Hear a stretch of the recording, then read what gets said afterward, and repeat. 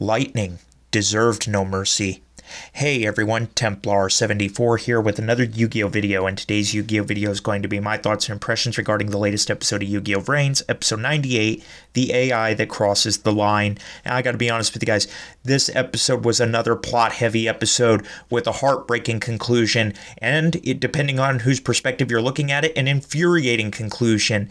But we'll talk about all of that soon enough, so at risk of further rambling, let's move on to the actual episode. So the episode begins where we left off last week with Lightning's dirty trick. Basically, if Revolver goes through with this attack, Jin's consciousness will be destroyed, but Lightning goes a step further and tells Revolver that if you attack, not only will Jin's consciousness be destroyed, Spectre's consciousness will be destroyed, and Lightning basically entices Revolver to attack. Basically, Lightning goes on to say, well, back then you would say that if a few must die for the good of the many, it was worth it, basically referencing the Tower of Hanoi there. And so Revolver at this point is basically saying, don't underestimate me, and Revolver is planning to go through with this attack. But Playmaker steps in and stops him and basically tells Revolver that he's changed. You're a new you, and you can't do this because you will revert back to how you were. So basically Revolver, at Playmaker's urging, thinks back to it. He knows that Playmaker is right. He's a new him. He basically does not attack. He just sets a card and ends his turn, much to Lightning's enjoyment. Lightning is basically saying, humans are funny. My enemy, Playmaker, has just saved me. And Playmaker says, I assure you, I did not save you. But at the same time, we go back to Bowman, who's been watching this. Bowman's infuriated by Lightning's dirty trick. And so Bowman basically tells Lightning, that is enough. You are not fighting fair and square. I told you you were going to fight fair and square. Lightning is just like, well, wait, Bowman, I'm just doing what I need to do to win.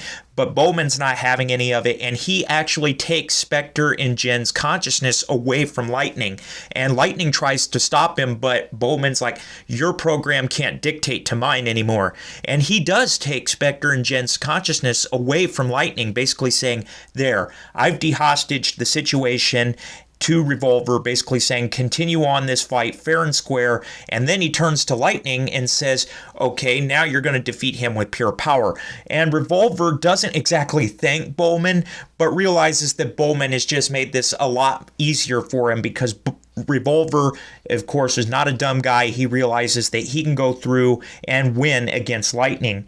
So with Bowman dehostaging the situation, Lightning just is infuriated. He's like, fine, I'll crush you with pure power. And Lightning brings back Magnus Dukes to the field.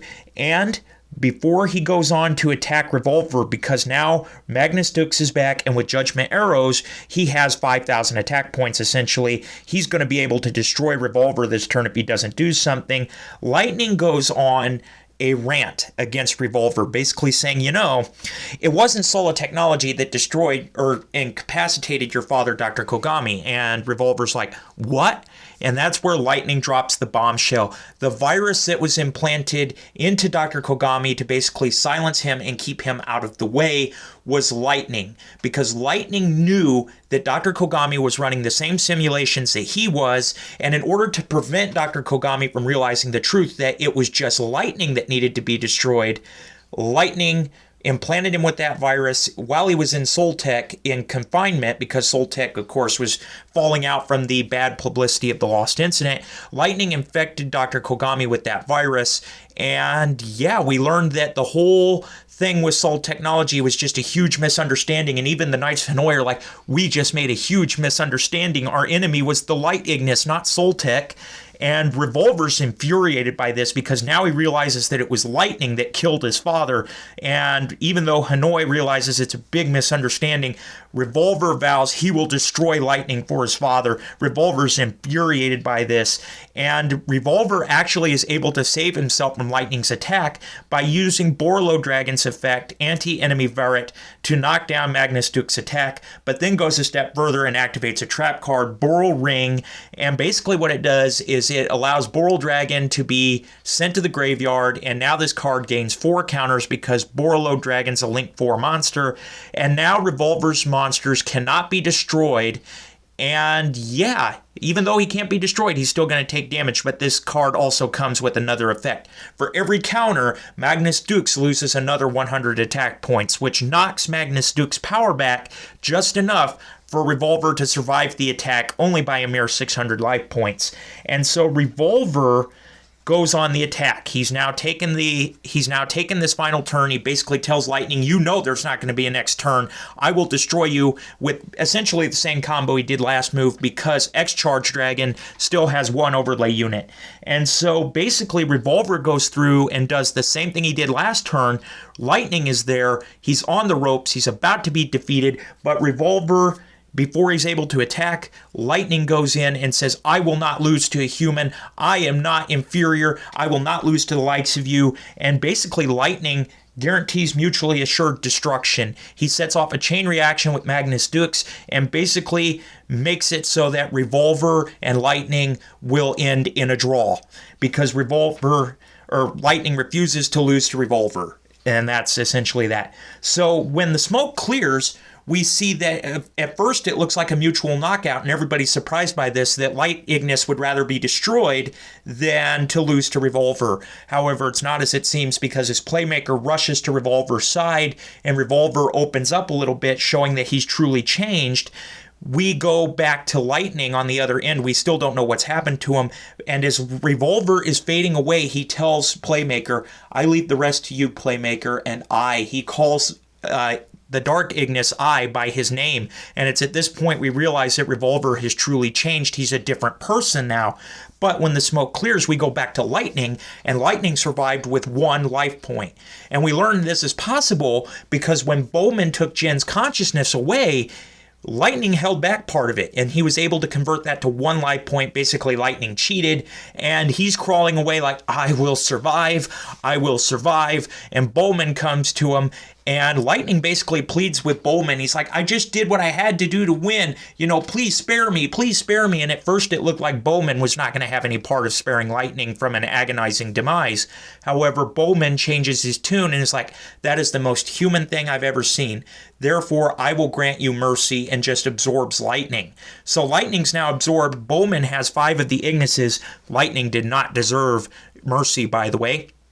So yeah, Bowman now has 5 of the Ignis, and he turns to Playmaker and says, this is the final battle, it's just you and me. And Playmaker's like, yes, the time for the final battle has come, and that's where the episode leaves off. So yeah, that was essentially the episode. It was another plot-heavy episode, and again, depending on how you looked at it, it was either a very tragic ending or a very infuriating ending. For me, it was the latter, because yes, it was tragic how Revolver was destroyed like that, but at the same time, I'm infuriated that Lightning was shown mercy. That POS doesn't deserve it.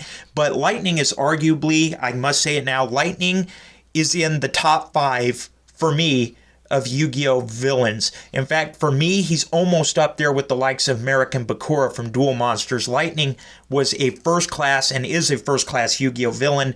And yeah, Lightning was just insane, and I loved how his character was done. But he did not deserve mercy. I gotta be honest with you. He didn't deserve it. I'm mad that he got it, and I'm tragically sad about what happened to Revolver. But with all of that being said, it was a fantastic episode. Overall, I give this episode a 9 out of 10. It was a really great episode. It was a very touching episode, and it shows just how much Revolver has changed. And so, yeah, with all of that being said, in the comment section down below, let me know what you guys thought about this week's episode. Did you love it? Did you hate it? Did you think it was just there? What were your thoughts? Just let me know in the comment section down below, because as always, I enjoy hearing from you. All right, everyone, as always, Templar74 signing off. Have a great day, everybody, and I'll talk to you all next time. Goodbye, everybody. Hey, everyone, Templar74 here. Did you enjoy the video? Do you want to help support me in making more content like this and see your name here at the end of every video? Then consider supporting me on Patreon. Any help is greatly appreciated and will help ensure continuation and increase the quality of production of the videos that I'm able to make for all of you.